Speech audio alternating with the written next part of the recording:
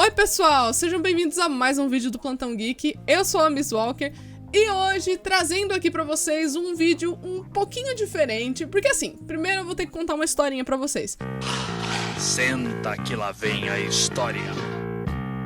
Numa bela madrugada, eu estava rodando ali pelo Twitter, quando de repente surgiu alguns pensamentos na minha cabeça sobre a personagem Eleven. E assim, pra quem não sabe, né, eu faço cinema, eu tenho ali muito a ver com audiovisual, minha profissão é referente a audiovisual, e a minha especialização é narrativa psicológica. Que mais pra frente nesse vídeo eu vou explicar do que se trata. Mas enfim, eu comecei a pensar muito sobre algumas questões envolvendo a Eleven na quarta temporada e envolvendo ela como personagem, e acabei montando uma thread no Twitter, assim, porque eu tinha muita coisa na cabeça e eu tive que escrever em algum lugar. Só que aí depois que eu montei a thread, eu olhei assim e falei, cara, isso ia dar um vídeo muito legal. Então o vídeo de hoje vai ser sobre uma das personagens favoritas aí de Stranger Things, que seria a Eleven, e o quanto ela tá passando por uma jornada muito importante na quarta temporada. Então assim, nesse vídeo você vai ver várias teorias aqui misturadas da quarta temporada em referência a Eleven, e ao mesmo tempo você talvez veja a Eleven por um ângulo que talvez você não tinha visto ainda. Então se você já tá empolgado aí, já tá curioso sobre o que vai se tratar esse vídeo, não se esquece de se inscrever no canal e deixar um like, porque isso me ajuda muito. Compartilha esse vídeo pra todo mundo que gosta de Stranger Things, todo mundo que gosta da Eleven, ou até mesmo que gosta da Millie Bobby Brown, né, porque tem que ser uma atriz muito boa pra poder interpretar uma personagem com tantas camadas quanto essa personagem, né, então a pessoa tinha que saber o que tá fazendo.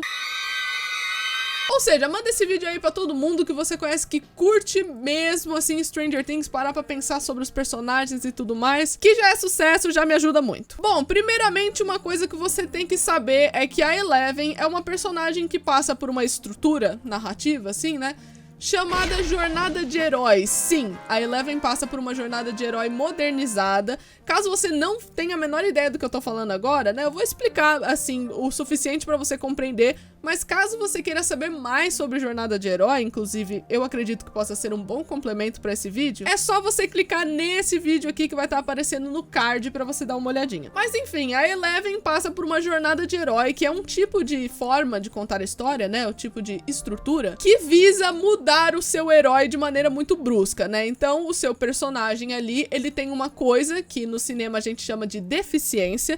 Não é o mesmo uso da palavra deficiência que a gente tem, assim, na nossa sociedade, né? Mas digamos que a gente fala que o personagem tem algo que ele precisa mudar. Tem algo que ele precisa descobrir sobre si. E aí, uma das formas, né, de você trazer essa mudança brusca, digamos assim, para o personagem, é colocando ele numa jornada do herói, que pode ser muito modernizada, né? Ela não é uma fórmula e pronto, acabou. Não, você tem alguns elementos que identificam uma jornada de herói, e a Eleven possui todos esses requisitos para ela passar por todo esse processo de descobrimento e tudo mais. Uma das coisas muito importantes para a personagem da Eleven, que, assim, as pessoas às vezes podem parecer esquecer desse detalhe que é fundamental para a personagem, que seria a origem dela, né? O que foi dito para ela sobre a sua própria origem. A gente vê em algumas HQs, como por exemplo a HQ da Number 6, que o Brenner mentiu sobre a origem da Eleven para ela, né? Na primeira, na segunda temporada, a gente vê bastante coisas ali envolvendo a Terry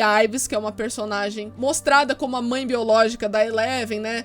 A Terry é acusada de ser doida e que, meu Deus, ela tá conspirando contra o laboratório, falando um monte de coisa nada a ver, sendo que as histórias da Terry Ives eram verdadeiras. Então essa origem da personagem Eleven é apresentada pra gente de maneira muito conturbada. Ou seja, é uma personagem que nem ela sabe direito a origem e nem você sabe direito de algumas coisas que aconteceu com a Eleven. Onde é que eu tô?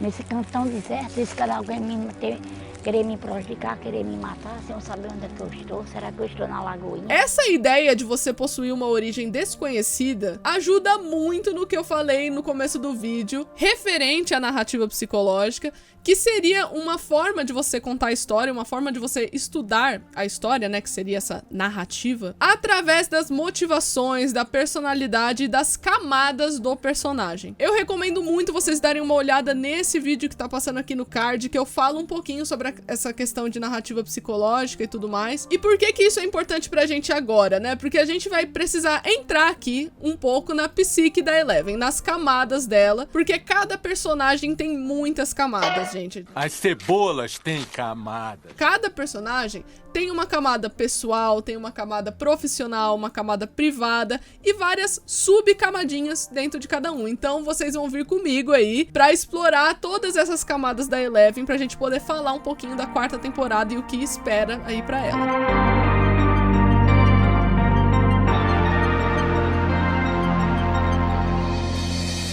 Você já parou pra pensar, por exemplo, que a Eleven é uma personagem que, como a gente tava comentando aqui, ela não sabe a própria origem. Ela não sabe de onde ela veio, ela só sabe o que foi dito. Ela descobriu algumas coisas, sim, ao decorrer ali da 2ª temporada, né, da 3ª, como, por exemplo, a mãe biológica dela, a Kali, esse tipo de coisa. Então ela sabe algumas coisinhas, mas não tudo. O que é verdade e o que é mentira na vida da Eleven? O que aconteceria com você, né, se você, de repente, começasse a escutar informações conflitantes sobre a sua própria vida? Você, no mínimo, ia se perguntar muitas coisas, né? Você podia não verbalizar essas questões, mas isso te causaria uma insegurança, porque você não ia saber o que é verdade, o que é mentira, logo você ia desconhecer um pouco sobre si mesmo e suas capacidades, o que gera insegurança. Com o personagem, a gente faz isso através da narrativa psicológica, entendeu? Não é uma coisa que tá lá no roteiro. O que tá no roteiro é chamado de narrativa geral, mas esse estudo que envolve a personalidade, os valores e a motivação dos personagens, e é claro, essas camadas de psique, é chamado de narrativa psicológica. Então eu acho que agora dá pra entender aqui certinho o que é isso, né? Então, por exemplo, a personagem da Eleven, como a gente tava comentando, ela desconhece muitos pontos e tudo mais, mas eu acredito que um dos pontos que foram fundamentais, assim, para esse estudo da Eleven especificamente, seria o momento em que ela abriu o portal, né? Esse foi um evento muito decisivo na vida da Eleven, que já é uma personagem com muitas inseguranças, que é uma personagem com muitas dúvidas, porque quando ela abriu o portal, muitas coisas ruins aconteceram, né? O Will desapareceu, pessoas morreram, seja do laboratório ou pessoas inocentes, tanto faz. Pessoas que interagiram com ela, inclusive, morreram por conta dessa abertura de portal, né? Então isso já levanta um dilema pra ela, que ela mesmo se pergunta na 1ª temporada, né? E muita gente não parou pra pensar na importância dela se perguntar isso e quanto isso molda a personagem dela. Que é uma cena que ela salva o Mike de um precipício, né? Que ele pulou lá, ela salva. E depois ela desmaia se lembrando do momento em que ela encontrou o Demogorgon pela primeira vez. É você, Satanás! Essas memórias que ficam aparecendo pra Eleven têm muitas funções. Na narrativa geral, é pra gente entender um pouco mais da problemática de Stranger Things. Na narrativa psicológica, isso remete que ela tá pensando nesses momentos o tempo todo. E ela tá pensando nisso enquanto ela tá ajudando os meninos. Ou seja, isso remete ao tempo todo que a Eleven é uma personagem que ela sente muita culpa. Se eu não tivesse aberto o portal, muitas coisas ruins não teriam acontecido. Logo, ela se pergunta em voz alta, numa cena, né, nessa cena que eu acabei de descrever dela salvando o Mike, ela acaba dizendo pra ele: eu abri o portal, eu sou o monstro. Okay, I opened it, I'm the monster. Esse questionamento, gente, é tão forte pra personagem da Eleven e combina muito com o nome de um dos episódios da 4ª temporada, que se chama O Monstro e a Super-Heroína, ou a Super-Heroína e o Monstro, não tô me recordando direito agora, mas tem esses dois nominhos aí, né? Inclusive, foi por isso que eu disse no vídeo de análise dos títulos, que vai estar aparecendo aqui no card, que eu acredito que esse episódio vai se tratar dela, né? Porque a Eleven é uma personagem que ela não sabe quem ela é. Ela é uma super-heroína, porque ela tá salvando todo mundo, ela tá ajudando todo mundo. Ou ela é o monstro, porque ela não precisaria salvar todo mundo se ela não tivesse aberto o portal sem querer, mas abriu. Corre, negada! Esse dilema da Eleven, ele é tão visível na série que até mesmo na cinematografia, né, na própria fotografia da série, isso é exibido em diversos momentos quando você coloca a Eleven e a força antagônica em lados opostos. Esses lados opostos pode representar literalmente, tipo, que cada um tá lutando por uma coisa, é claro, ou então pode remeter a um tipo de enfrentamento, né? Você tem essas regras em fotografia, né, que são chamadas de regras de 3/3, que basicamente Basicamente é um sistema de linhas que você usa na foto, assim, pra eles ficarem bem centralizados e arrumadinhos e tudo mais. E quando você utiliza desse recurso em momentos de enfrentamento, é uma sensação de oposto, sabe? Qual é o lado correto aqui? É um enfrentamento, pode ser um enfrentamento de um lado negativo seu. Tá foda hoje, viu?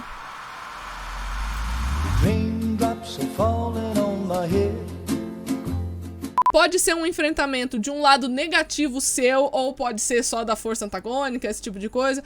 Eu acredito que seja um enfrentamento dela consigo mesma, porque vocês entendem que foi ela mesma que levantou esse debate? Não é tipo uma análise minha que eu tô falando, olha gente, eu acho que a Eleven se vê como um monstro. Não, ela falou isso, ela verbalizou, tipo, pra todo mundo. Diz pra todo mundo agora que a boca do Zé P pertence ao Zé Pequeno. Tá escutando? Ela se lembra constantemente das coisas negativas que ela fez. Ela tem culpa. Ela tenta prevenir os outros de não caírem nas armadilhas e tudo mais, porque ela tem culpa. Não é simplesmente porque a Eleven é super do bem e tudo mal. Pra alguém ser do bem, não é porque a Eleven simplesmente é super do bem e beleza, acabou. Pra alguém ser caracterizado como uma pessoa do bem em roteiro, que é uma coisa que você tem que pensar pra fazer, não é uma vida real, sabe? É uma estratégia. Você tá fazendo ali um desenho certinho de como o personagem vai se portar, como a psique dele vai se portar, então você tem que dar uma motivação do porquê a Eleven quer fazer uma coisa boa. E a motivação primária dela, sim, foi essa questão de culpa, foi esse negócio de, nossa, eu fiz algo mal,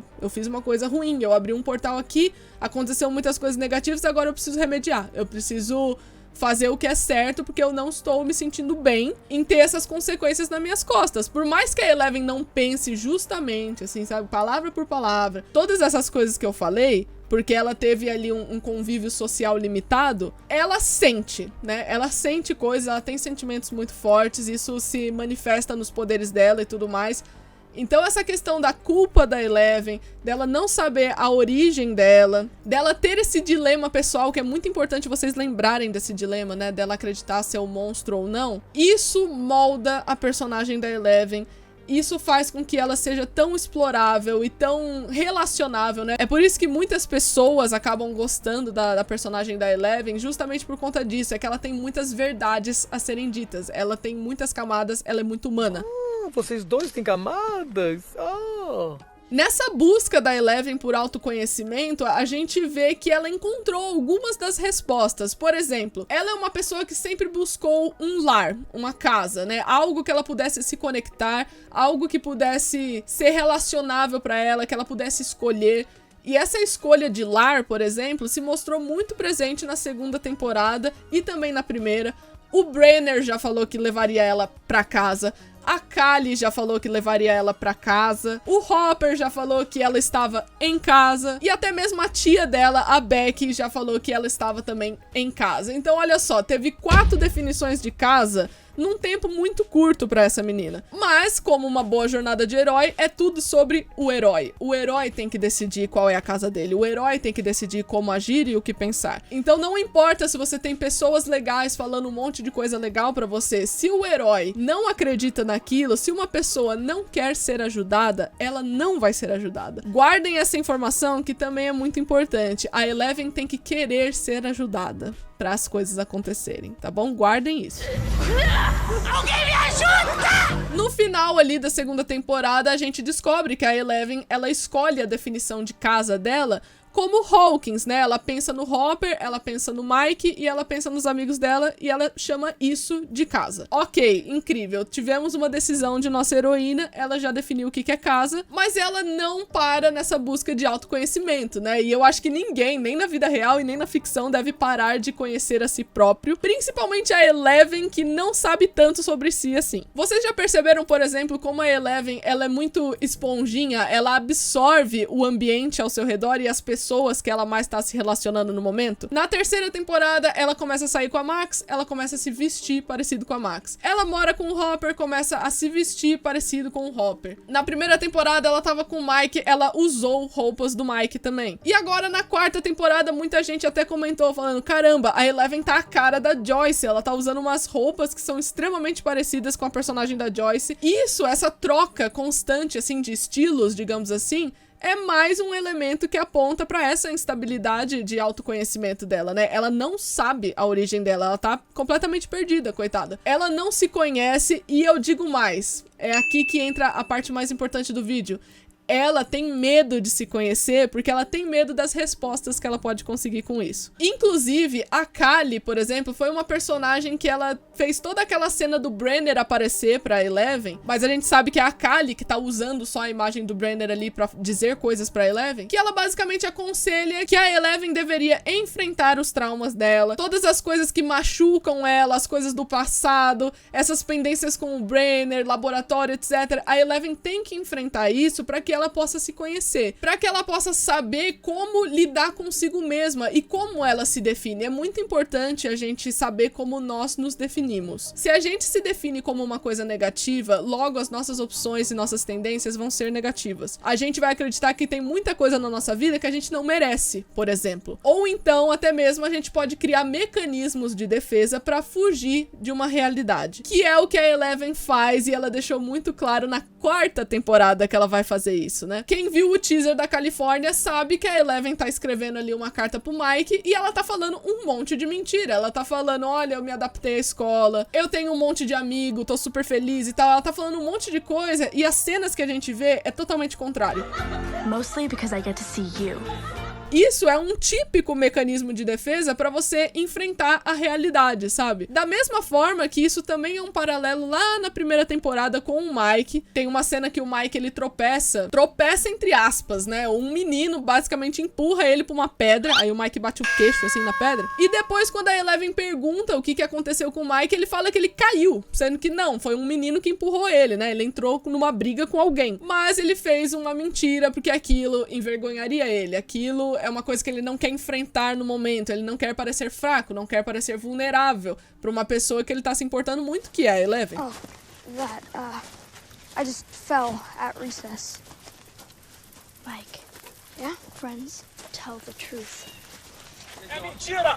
E a Eleven está fazendo a mesma coisa com o Mike agora. Ela não quer parecer vulnerável, ela não quer dar mais problemas pra ninguém, porque ela já se considera um problema. Deu pra entender? E essa questão da Eleven não possuir confiança em si mesma, ter uma insegurança muito grande, vai ser, acredito eu, um dos pontos mais importantes da 4ª temporada, porque se ela se coloca num ponto de vulnerabilidade dessa forma, né, porque ela, querendo ou não, está vulnerável, ela tá fingindo que não tá. É por isso que ela mente, é por isso que ela tem esse mecanismo de defesa, é aquela fuga da realidade que a gente tava falando. Mas ao fazer isso, na real, ela mostra que sim, ela é muito vulnerável. E isso é a sacada perfeita para que Brenner consiga usar ela, para que qualquer pessoa vilã na 4ª temporada consiga utilizar os sentimentos dela contra ela mesma, consiga colocar ideias na cabeça de alguém que não sabe da sua própria origem. Se você não sabe o que é verdade e o que é mentira, qual é a dificuldade de você acreditar numa mentira, por exemplo? Se você já se considera uma pessoa perigosa, uma pessoa cheia de culpa, uma pessoa que considera que coisas negativas acontecem quando você está por perto, qual é a dificuldade de alguém te convencer que você fez algo errado? Se você estiver vulnerável, é muito fácil. E é por isso que em Jornada de Herói, a primeira coisa que um vilão tenta fazer com um herói é fazer ele perder a confiança em si, ou então utilizar de um momento que o herói esteja sem confiança. A Eleven sempre anda, basicamente, sem essa confiança em si mesma, né? Ela tem lá os poderes dela, tal, só que no final do dia, ela ainda é uma adolescente, ela ainda é uma menina que tem ainda as inseguranças dela, as questões dela, e isso não pode ser esquecido, né? Ela vai ter que enfrentar a normalidade, e agora, acima de tudo, ela vai ter que enfrentar a impotência, porque ela tá sem poderes, então agora que ela não pode fazer nada mesmo. Então assim, não importa se você tem personagens como a Joyce, o Hopper e o Mike, que assim, falem o quanto a Eleven é boa e o quanto ela é corajosa, o quanto ela é importante, especial, maravilhosa, corajosa, não importa, gente.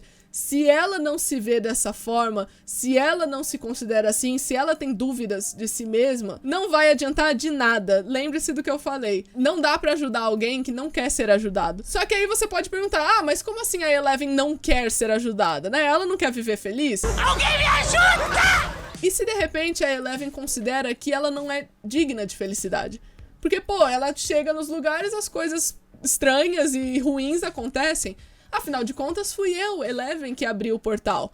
As coisas só começaram a acontecer porque eu abri, então por que que eu mereço alguma coisa? É um questionamento que a personagem tem, eu não tô falando que ela merece isso, tá, gente? Pelo amor de Deus. Estamos aqui brincando de entrar dentro da cabeça da personagem, e eu acredito que é assim que funciona a cabeça dela. Tem uma diferença muito grande entre você querer alguma coisa e você dever fazer alguma coisa. A Eleven se questiona muito se ela é boa ou má, resumidamente, né? Aquela questão, ela é o monstro ou ela é a heroína? Qual é a dificuldade do Brenner pegar essa insegurança da Eleven e utilizar de coisas que ela não se lembra direito contra ela? Como, por exemplo, temos um episódio na 4ª temporada que vai se chamar, até o presente momento que eu faço esse vídeo, o massacre do laboratório. Imagina se a Eleven foi a única sobrevivente, né, desse massacre e ela não teve nada a ver com ele. Ela tava no quarto dela, ela tava lá quietinha e tal.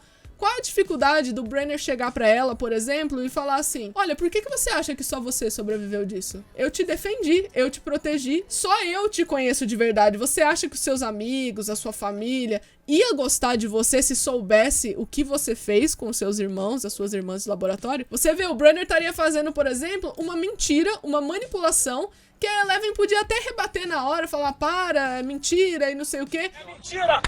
Só que ela ia remoer isso na cabeça dela. E se for verdade? E se eu sou tão perigosa que eu não posso ficar perto das pessoas que eu gosto? Eu não posso ir até eles. Eu tenho que contribuir aqui, porque senão eu vou acabar machucando quem eu gosto, quem eu amo. E o Brenner pode convencer ela de que isso é uma boa ideia. De que, olha, você quer ajudar eles? Você tem que ficar aqui no laboratório, porque você pode ser perigosa. Eu te conheço desde que você era nascida. Então isso cria uma manipulação, né? É um gaslighting que a gente fala, né? Tão grande na personagem que torna muito interessante de assistir o que ela vai fazer. Nenhum vilão aceita um herói confiante. Então o Brenner jamais vai querer que a Eleven esteja confiante. Porque senão ela vai saber mais o que ela é, ela vai saber mais enfrentar coisas que atrapalham a vida dela, traumas, esse tipo de coisa, e isso inclui ele mesmo. Então jamais ele vai alimentar a confiança da Eleven. Só que informações e enfrentamentos podem ajudar ela a se autoconhecer, a descobrir novas coisas. Inclusive, a solução desse problema da Eleven já foi apresentada em Stranger Things, através da carta do Robert, através da fala da Callie com ela, né, dessa questão do enfrentamento. Já falaram pra ela enfrentar, então isso já está no subconsciente dela. Tem um diálogo muito legal do Hopper com a Joyce, que ele diz que uma forma de você enfrentar tudo isso é você ficando com as pessoas que sabem pelo que você passou, são pessoas que você pode contar, pessoas que estão junto com você o tempo todo. Então, ou seja, né, ele basicamente diz pra nunca você deixar uma pessoa vulnerável sozinha. Por que que não pode deixar ela sozinha? Porque senão ela pode ser manipulada. Só que a personagem da Eleven, ela tem uma jornada tão fantástica, né? E assim, todo final de jornada do herói, o herói, ele resolve o grande problema dele, né? Aquela grande deficiência que a gente mencionou. A deficiência da Eleven é justamente essa insegurança, esse negócio dela não saber quem ela é. Então, até o final, ela vai ter que saber quem é. A Eleven, na 4ª temporada, ela vai ter que enfrentar o mecanismo de defesa dela. Isso, inclusive, eu acredito que vai ser uma coisa sutil que vai acontecer logo no começo ali da 4ª temporada. Porque, eventualmente, por exemplo, o Mike vai saber que ela mentiu pra ele. Eu não imagino ele bravo, eu não imagino ele fazendo nada contra ela, nem nada assim. Só que ele vai questionar, tipo, por que que você fez isso? Porque você matou o Kuririn! Eu estou nervoso! E talvez ela não consiga explicar por completo. Talvez ela fale um pouquinho e tudo mais. E só depois ela vai se abrir mais sobre essa questão. Só depois que ela passar por um laboratório, que ela passar por outros problemas, que ela vai poder falar sobre isso. Porque ela precisa de pessoas apoiando ela, só que acima de tudo, a jornada é dela. Ela tem que permitir ser ajudada, ela tem que permitir a ouvir respostas de traumas dela, de coisas muito assim, intrínsecas dela, que talvez ela não queira tocar agora. Então, acima de tudo, ela tem que estar preparada para qualquer resposta. E isso, nenhuma pessoa pode garantir que você está. É um processo individual de cada ser humano e da Eleven também vai ser a mesma coisa. Em resumo aqui, gente, enfrentar Mind Flayer, Vecna, Mundo Invertido é uma coisa fácil pra Eleven. É uma coisa que desgasta ela e tudo mais, é claro, só que é fácil. o maior desafio da Eleven até o final dessa série vai ser enfrentar a si mesma. Para que assim a opinião de outras pessoas e o suporte de outras pessoas possa ser aceito, porque as pessoas em si, ela já tem. Então agora vai começar a maior jornada da Eleven nessa 4ª temporada, uma jornada que já está acontecendo desde o começo, né, que fique bem claro. Só que agora, como a gente tá em reta final, a gente tá se aproximando naquela partezinha final da jornada do herói, né? Então agora a Eleven vai partir para talvez a temática mais importante que ela possa abordar. Ela vai conhecer o passado dela, ela talvez seja manipulada, talvez a forma dela avançar com os traumas dela seja ela manipulando o Brander, né? Fingindo que tá caindo em alguma coisa, pode ser também. Aí entra a criatividade de todo mundo. Aí entra 1000 possibilidades, mas eu acredito que essa vulnerabilidade da Eleven vai ser muito mexida. Vai ser uma questão que vão cutucar, sabe? Aquele negócio de cutucar onça com vara curta, sabe? É uma coisa assim, ela vai ter que se enfrentar, ela vai ter que entender e compreender quem ela é.